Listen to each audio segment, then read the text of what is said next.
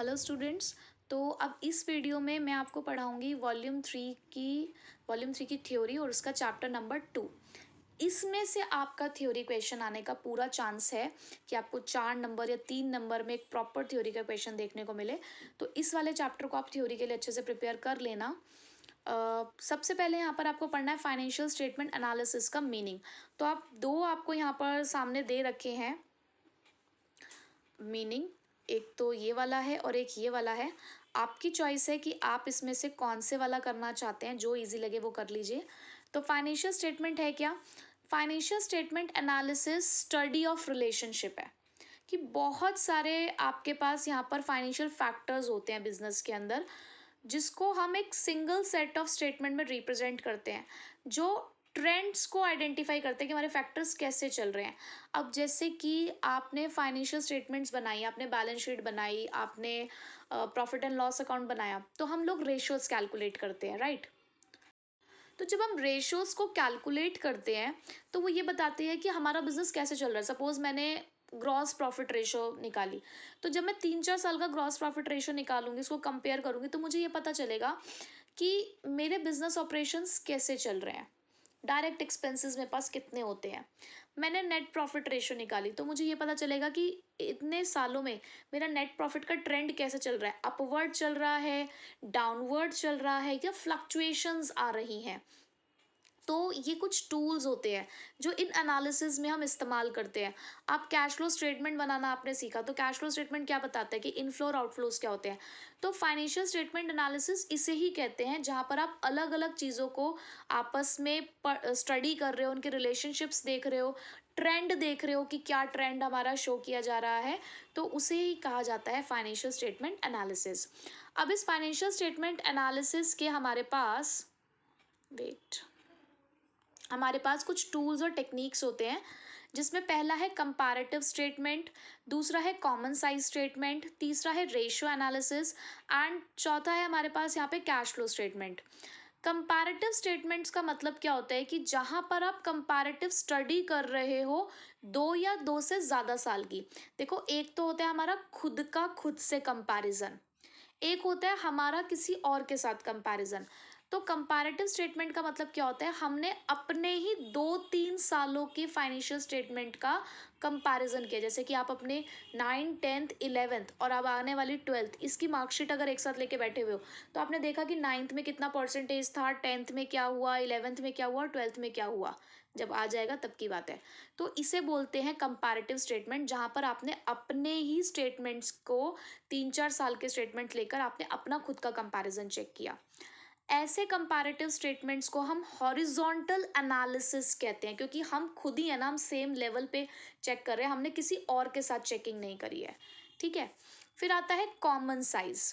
Common size statement का मतलब होता है एक ऐसी स्टेटमेंट जहां पर हम एक एक आइटम को चेक कर रहे हैं, इंडिविजुअल आइटम्स को चेक कर रहे हैं एक कॉमन बेस के साथ।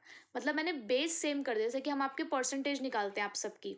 अब मैं ऐसा तो परसेंटेज नहीं निकालूंगी ना, आपके पास मेन 5 सब्जेक्ट्स होते हैं, तो जब आपकी परसेंटेज निकालेंगे तो हम अपॉन में 500 यूज़ करेंगे सबके लिए। ऐसा नहीं कि किसी के लिए 500 यूज़ करेंगे, किसी के लिए 600, तो किसी के लिए 400, नहीं, बेस सेम हो गया है।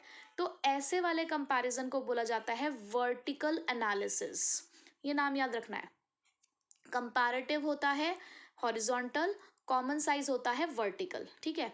फिर उसके बाद आता है रेशियो एनालिसिस। ये अर्थमेटिक ऑपरेशंस हैं कि बहुत सारे जो आपस में आपको यहाँ पे वेरिएबल्स दे रखे होंगे, फैक्टर्स दे रखे होंगे फाइनेंशियल स्टेटमेंट्स के, उनके बीच का रिलेशनशिप, जैसे कि डेट एंड इक्विटी रेशो। तो डेट एंड इक्विटी रेशो किसके बीच का रिलेशनशिप है? डेट और इक्विटी के बीच का। करंट रेशो करंट एसेट्स और करंट लाइबिलिटीज के बीच का रिलेशनशिप। तो इस तरीके से रिलेशनशिप्स बताते हैं और आपको किसी भी फर्म की प्रॉफिटेबिलिटी, सोलवेंसी, लिक्विडिटी और एफिशिएंसी बताता है। कैश फ्लो स्टेटमेंट आपकी एक ऐसी स्टेटमेंट है जो अलग अलग एक्टिविटी से ये बताती है कि कितना कैश का इनफ्लो और आउटफ्लो जनरेट हो रहा है। ठीक है। उसके बाद types of financial statement analysis कितने तरीके की होती है? 4 तरीके की आपको देखने को मिलेंगी। एक्सटर्नल, इंटरनल, हॉरिजॉन्टल और वर्टिकल। एक्सटर्नल एनालिसिस वो है जहाँ पर जो आपका डिटेल रिकॉर्ड है, भाई जो बाहर वाले लोग हैं, अब उनको हमारे ऑर्गेनाइजेशन में क्या काम चल रहा है, कैसे चल रहा है, उनको नहीं पता। वो किस पे डिपेंडेंट है, जो हम छाप देते हैं वो उस पर डिपेंड करते हैं। तो एक्सटर्नल एनालिसिस उन लोगों के थ्रू कराया जाता है जिनके पास एंटरप्राइज की डिटेल रिकॉर्ड नहीं होती, जो छपी छपाई चीज़ों पे बिलीव करते हैं। तो उनके लिए हम क्या छापते हैं, statement of profit and loss देते हैं, उन्हें बैलेंस शीट देते हैं, रिपोर्ट्स देते हैं ऑडिटर वाली। ये जनरली ऐसी एनालिसिस का इस्तेमाल करते हैं हमारे investor, lender, creditor, government agencies, researchers, ये सब लोग। इंटरनल एनालिसिस वो लोग कंडक्ट करेंगे जो हमारे खुद के हैं, यानी कि हमारा मैनेजमेंट। जब हमें खुद को जानना है कि हमारी फाइनेंशियल पोजीशन कैसी है, हमारा बिजनेस कैसा चल रहा है, तो हम इंटरनल एनालिसिस करते हैं। तो यहाँ पर हमारे पास एक्सेस है कि हम अपनी इन्फॉर्मेशन को देख सकते हैं। ठीक है, क्लियर हो गया होगा आई थिंक यहाँ तक। यानी कि एक्सटर्नल एनालिसिस बाहर वाले लोग करते हैं, इंटरनल एनालिसिस हमारे खुद के ऑर्गेनाइजेशन के लोग ही करते हैं। उसके बाद हॉरिजॉन्टल और डायनामिक एनालिसिस, ये जो अलग अलग नाम है इनको बिल्कुल ध्यान रखना आप। तो हॉरिजॉन्टल एनालिसिस क्या करता है कि यहाँ पर हम अलग अलग सालों का कंपैरिजन करते हैं, उसको रिव्यू करते हैं। इसे टाइम सीरीज एनालिसिस भी कहते हैं।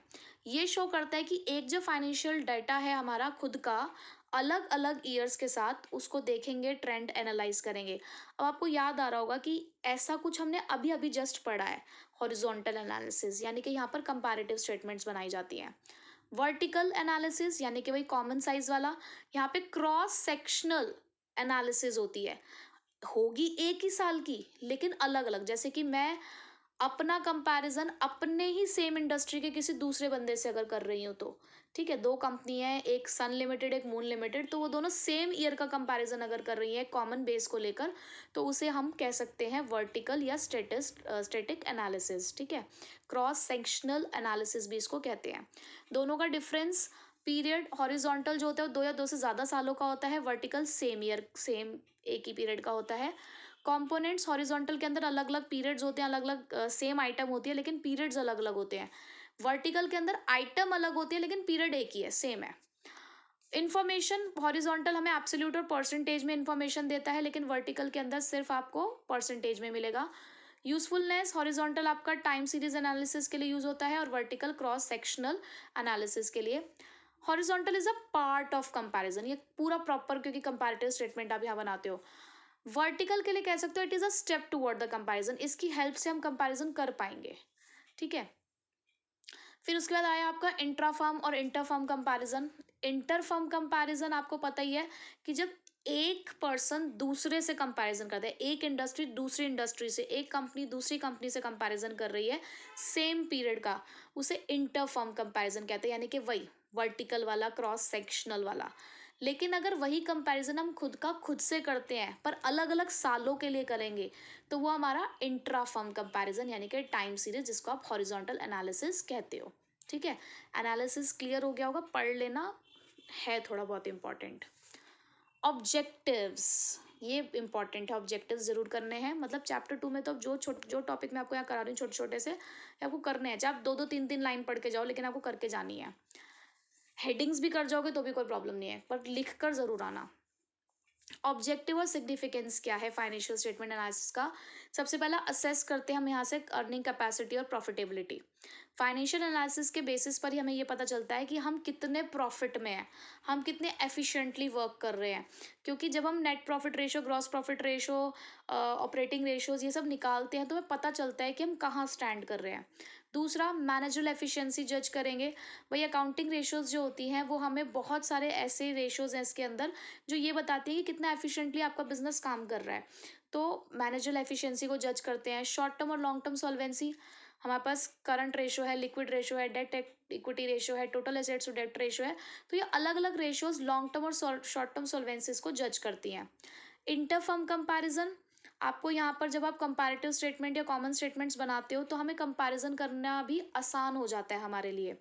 फोरकास्टिंग कर पाते हैं इसी के बेसिस पर, बजट्स बना पाते हैं क्योंकि हमें पता है कि हम कहाँ स्टैंड कर रहे हैं और आगे हमें क्या ठीक करना है।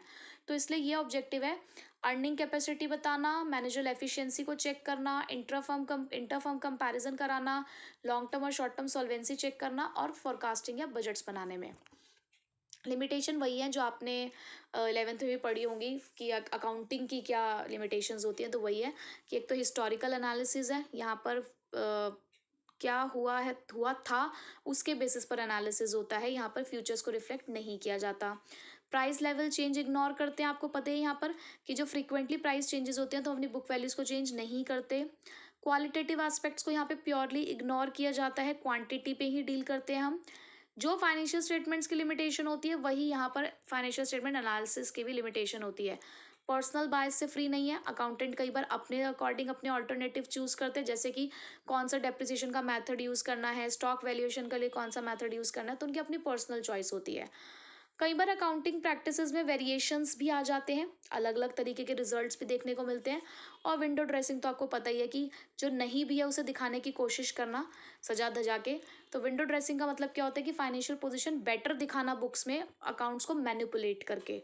तो ये लिमिटेशंस हो गई और इस चैप्टर में आपको यही प्रिपेयर करना है।